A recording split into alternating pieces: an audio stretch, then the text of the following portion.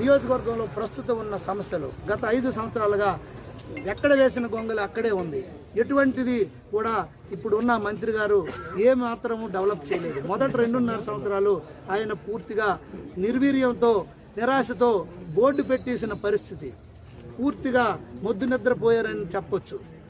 తర్వాత 2.5 సంవత్సరాలు మంత్రి పదవి వస్తే ఎటువంటి పనులు చేయలేదు. కనీసం మన రైల్వే స్టేషన్కి వెళ్ళిన రోడ్డు గుంతలు కూడా పూడ్చలేదు. ఎందుకని అంటే అంతా తాడేపల్లి ప్యాలెస్లో జరుగుతుంది అని చెప్తున్నారు. అలాంటప్పుడు మీరు మరి దేనికి మీరు ప్రశ్నించాలా? అలాగే నియోజకవర్గంలో 2 నదుల్లో మీరు పూర్తిగా ఇసుక దందా జరిగింది. దీన్ని అరికట్టి అలాగే ఇక్కడ మురుగు నీరు దాన్ని ప్రాసెస్ చేసి నదిలో కలపాల, ఆ ప్లాంట్ అక్కడ ఆగిపోయింది. దీన్ని అండర్ గ్రౌండ్ డ్రైనేజ్ సిస్టమ్ నిన్న చంద్రబాబు నాయుడు గారు వచ్చినప్పుడు కూడా మహిళా మీటింగ్లో స్పష్టంగా చెప్పడం జరిగింది. డ్రైనేజ్ సిస్టమ్ కానీ, outer ring road, Kalingapatnam, Palakonda, Srikakulam